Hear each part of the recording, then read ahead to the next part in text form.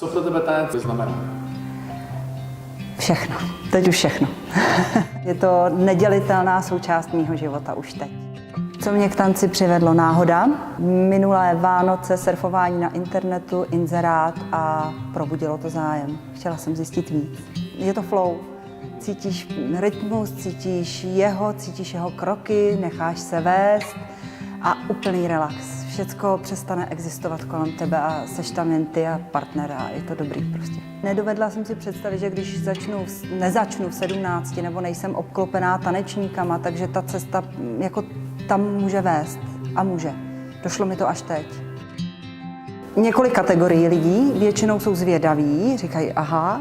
Strašně moc lidí řeklo, to jsem taky chtěl, vždycky jsem o tom snil. Ono to jde, to bych taky mohl zkusit. A jak si povídám s těma lidma v práci, tak zjišťuju, že buď dřív závodně tancovali kolegové, tak máme společný téma, anebo někteří to i na základě toho, co dělám já, začali zkoušet.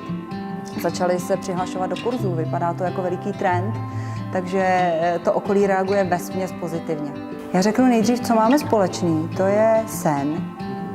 A je jedno, jaký ten sen je, když je o tanci, tak pojďme to zkusit. Tak to máme společný. A co já mám jiný je, že se z toho snu stalo opravdu sportovní tancování. Možná to připadá sportovnímu tanečníkovi legrační to takhle říct, ale je to můj zápas, moje cesta a pro mě je to sport v tuhle chvíli. Se vším všudy. I s tím, že chci vyhrát. Jak je to tančit s profesionálním tanečníkem? Báječný, rychlý, protože ten nástup toho, co bych objevovala s jiným partnerem, je to prostě cesta. Kdybych měla partnera, se kterým budeme spolu něco objevovat, tak ta cesta možná bude taky dobrá, bude pomalejší. A s profesionálem rozhodně to jde mnohem lepším, rychlejším tempem. To mě vyhovuje. Čeho já jsem se bála, že třeba v zrcadle uvidím odraz takového toho, tak amatérka. Vůbec, takže je to příjemná spolupráce. Mnohem líp chápu proces učení, protože my dospělí nás odděluje od toho, kde jsme se něco učili dlouhý čas. Všichni jsme se učili jako malí.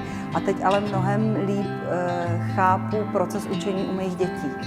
Když dosáhne na gymnastice nějakých úspěchů, jaký to je ten úspěch nedosáhnout, jaký mají zklamání, že to moje zklamání je úplně stejně velký jako její a nezáleží na tom, kolik je mě a jí je 9. Takže jako mnohem více na ty lidi i na nováčky v práci dokážu navázat a s nima ten kus cesty ujít, protože i Lukáš se mnou má velkou trpělivost a opakujeme jeden krok 100krát, než se mi podaří a pořád mi dává šanci. Tak o tom to je, dávat tu šanci a dát šanci sobě a prostě tancovat. To se nedá popsat, to prostě musíte zkusit, to je prostě absolutní drive, to vás hrozně nabíjí, to je jak u sportovců absolutní gejzír energie. A potom ten gejzír ještě letí po té soutěži, ono vlastně to hlavní přijde po soutěži, to je jako delirium, se z toho probouzí člověk. Je to krásný, mně se hrozně líbí, jak začne úplně jinak. Když jsem tancuju a trénuju, tak tancuju s jedním partnerem. Jakmile přijde na soutěž, tak v tom proam je to skupina, která začne fungovat úplně jinak. Začneme se vzájemně podporovat s holkama od jednoho tanečníka. Mně se strašně líbí na soutěži, jak to prostě pulzuje. Prostě mámy od dětí z práce udělají si čas a jeden den jsou nádherný, krásně tančej a každý, kdo vleze na ten parket, ať si odnese medaili nebo ne, to je úplně jedno, je na tom parketu a má jako aplaus. To, aby člověk mohl uřídit práci, děti, tanec, tak to chce velkou organizaci, mluvit otevřeně o potřebách, což jsem dřív nedělala, stát si za svým, tady je můj prostor a ten je prostě můj a ten já chci a nenechám si ho vzít, je to takový rendez-moi. Veliká podpora rodiny, lidí kolem mě i v práci, takže určitě do toho zapojit okolí, aby vědělo, aby sdílelo nějakým způsobem nadšení. Rozhodně sdílit děti. Jsem opravdu máma od 2 malých dětí, nemám teenagery doma, jsou to malí děti, 4 a 9 letý. Mám vysokou pozici v práci, nemám práci na částečný úvazek. Mám kolem sebe barák, o který se musím postarat. Jsem zasazená do něčeho, co musí fungovat. A říct, já na to nemám prostě čas, nebo jsem stará, nebo tlustá, nebo cokoliv, to všecko neplatí. Pokud mám ten sen a chci tancovat, tak jdu a tančím.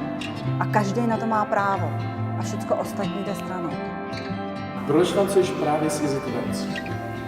Protože je tam Lukáš, protože je tam Oleg, protože je tam Vitálie, trenéři, kteří se o mě postarají. Full service. Otevřenost, probuzení, jsem krásná, za něco stojím, jsem to prostě najednou já. A jestli to někdo má na hubnutí, tak rozhodně 6 kg je dole, takže jako tělo dobrý. Jděte tancovat. Tak.